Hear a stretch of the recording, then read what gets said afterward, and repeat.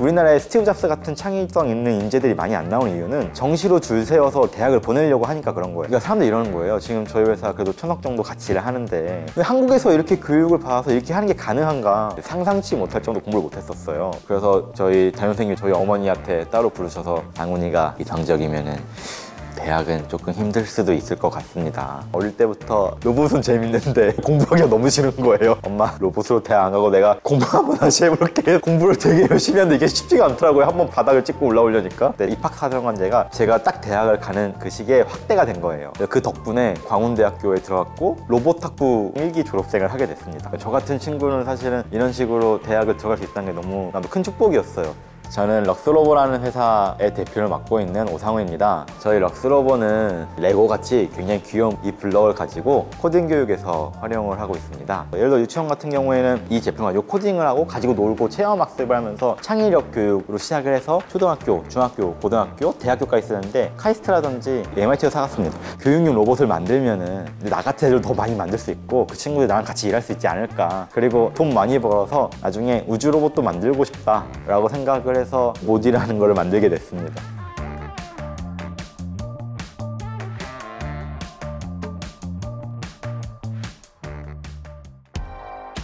제가 대학교에 입학하는 조건 중 하나가 1학기가 시작하기 전에 연구실 생활을 시작하는 게 제 조건이었어요. 1월 2일에 갔어요. 그랬더니 연구실이라는 게 이렇게 빡센 곳이구나. 그러니까 아침 8시에 와서 6시까지 수업을 해요. 그리고 6시에 숙제를 내줘요. 이 숙제를 다 하면 집에 보내주겠대요. 첫날에 배운 게 뭐였냐면 납땜학이었어요. 시험이라는 게 이 납땜한 이거를 얼굴에 긁을 거니까 너가 피해가 안 나고 싶으면 제대로 납땜을 해야 된다. 아, 알겠습니다 하고서 납땜을 했는데 이게 동글동글하게 안 만들어지는 거예요. 그래서 진짜 밤 11시까지 계속 납땜만 하다가 결국에는 얼굴에 안 긁으셨어요. 그래, 이 정도 했으면은 납땜 잘해 이제 하고서 다음 날에 C언어 배우기였어요. 저한테 그러셨어요. 장훈아, C언어는 하루면 다 배울 수 있어. 시험 문제가 뭐였냐면은 저한테 계산기를 만들라는 거예요. 그날 저 새벽 3시에 집에 들어갔어요. 죽음 같은 이제 수업을 듣고 계약을 했어요. 선배들이 그러는 거예요. 장훈아, 공부는 공부고 연구실은 연구실이고 알아서 학점 잘 맞고 연구는 알아서 잘해. 못하면 넌 죽어. 집에 못 가. 주구장창 막 새벽까지 맨날 공부하면서 이렇게 4년을 살았거든요. 근데 이게 한 2학년 말쯤 되니까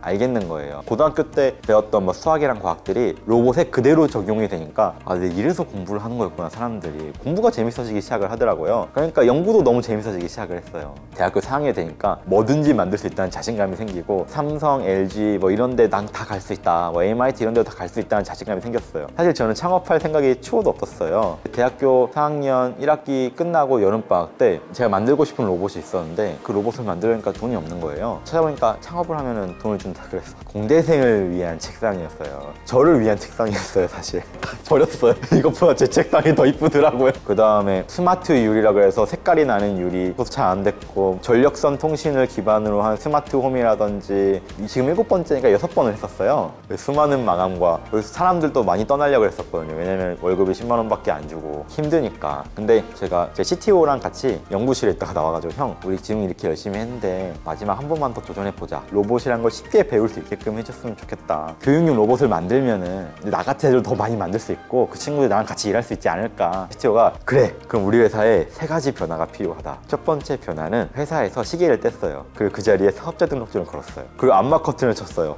우리는 몇 시인지 몰라야 한다. 항상 일만 해야 한다. 배고플 때 점심 먹고 배고플 때 저녁 먹고 죽을 것 같을 때 퇴근하는 거다. 마지막으로 갑자기 1억을 대출 받아오는 거예요. 야, 1억 이자 좀 냈죠 네가. 그래서 왜 형? 그랬더니 옆에 좋은 방이 하나 있더라고. 우리 여기서 살 거야. 왜?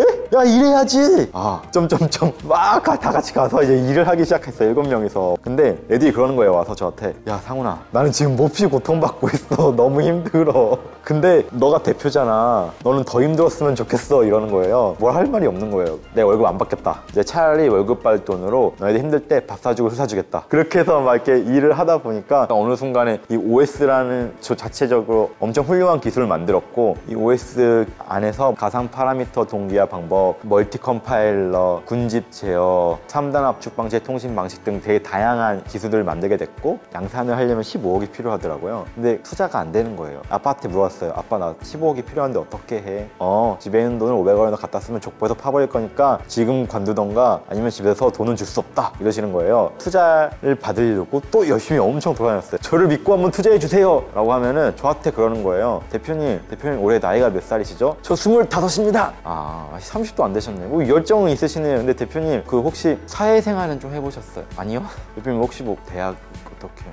저 광운대 나와서 지금 연대 다니고 있습니다. 제가 뭘 믿고 대표님한테 이렇게 큰 돈을 투자를 해요? 그러는 거예요. 어떻게 해야지 하다가 신용보증기금에 퍼스트펭귄이라는 제도가 있었어요. 막 그때 나왔었어요. 그래서 이걸 통해서 돈을 받으면 되겠구나 해서 가서 팀장님한테 팀장님 제발 살려주세요 하면서 저 잠깐 만나주시면 안 돼요? 했더니 팀장님 그래요 5분 드릴게요. 그래서 네 알겠습니다. 5분만 최선을 다해서 IR 하겠습니다 하고 딱 하는데 2주 후에 연락이 왔어요. 대표님 아이템 괜찮은 것 같은데 우리나라의 젊은 청년 도와주고 싶어서 제가 보고서를 써 실장님한테 올렸는데 혼났어요. 지금 장난 아니에요. 일단은 내가 할 수 있는 거 최대한 노력해 볼 테니까 할 수 있는 데까지 해봐라 라고 하고서 이틀 만에 완성을 해야 되는 100장짜리 사업계획서를 그래서 완성해서 드리고 저희가 대출을 받게 됐어요. 이제 양산할 수 있고 제품 팔 수 있으면 어느 정도 고리가 완성이 돼가고 있으니까 투자하고 싶다는 곳이 많았었어요. 이제 투자도 받고 그렇게 해서 점점 커지다 보니까 어느 순간에 50개국이 넘는 곳에 수출도 하게 됐고 많은 나라의 왕실이라든지 장관님들이 회사에 방문도 해주고 있고 이렇게 사업이 확장되기 시작을 했습니다.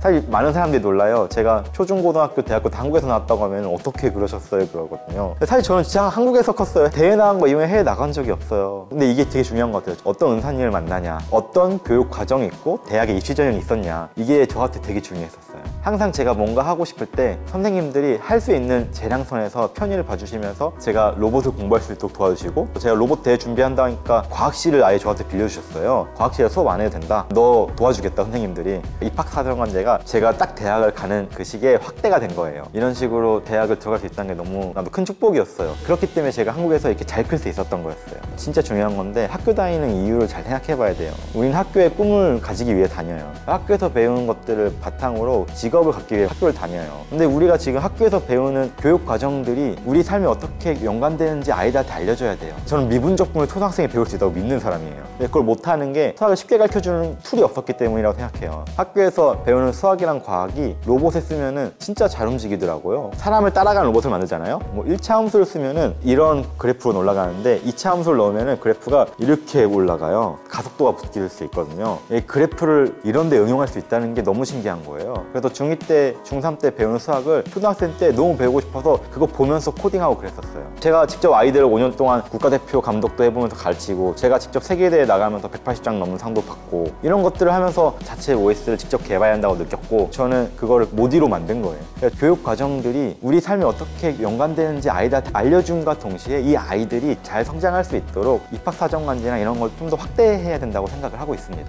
그러면은 저 같은 아이들이 더욱더 많이 나올 수 있을 거예요.